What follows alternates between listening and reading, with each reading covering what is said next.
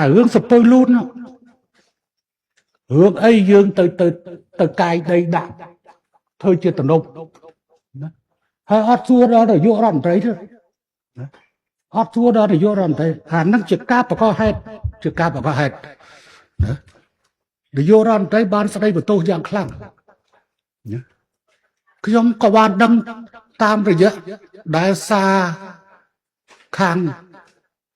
នយោបាយរដ្ឋមន្ត្រីដាក់មកខ្ញុំទេ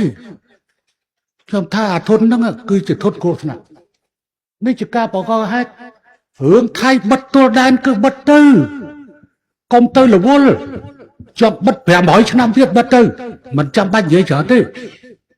មិនចាំបាច់និយាយច្រើនទេ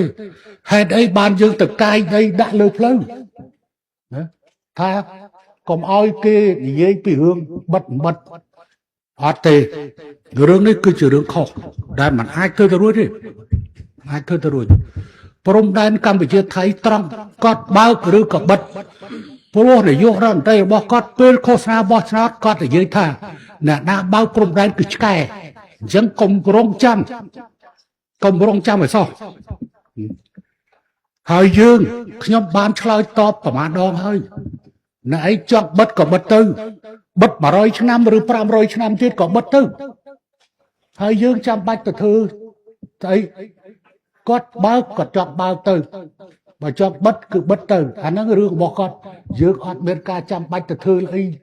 ទៅជីកដីអីដាក់ទេអញ្ចឹងសូមអ្នកលេង TikTok ទាំងឡាយកុំភ័ន្តច្រឡំ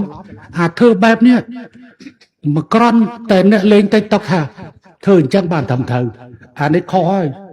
ខុសទាំងអាអ្នកយកដីទៅដាក់ខុសទាំងអាអ្នកដែលតសើថាយកដីទៅដាក់នឹងត្រឹមត្រូវមិនមែនត្រឹមត្រូវទេខ្ញុំនិយាយដោយត្រង់ហ្មងនិយាយដោយត្រង់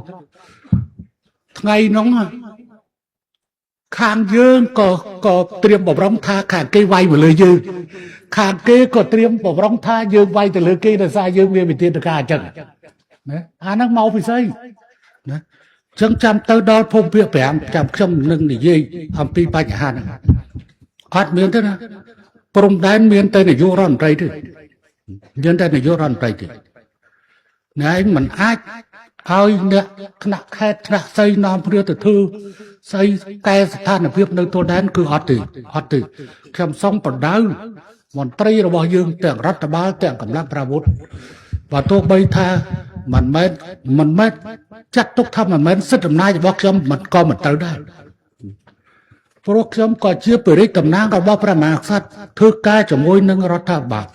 លើបញ្ហាកម្លាំងប្រវត្តិហើយនៅក្នុងរយៈពេលកន្លងទៅខ្ញុំក៏នៅតែបន្តការងារ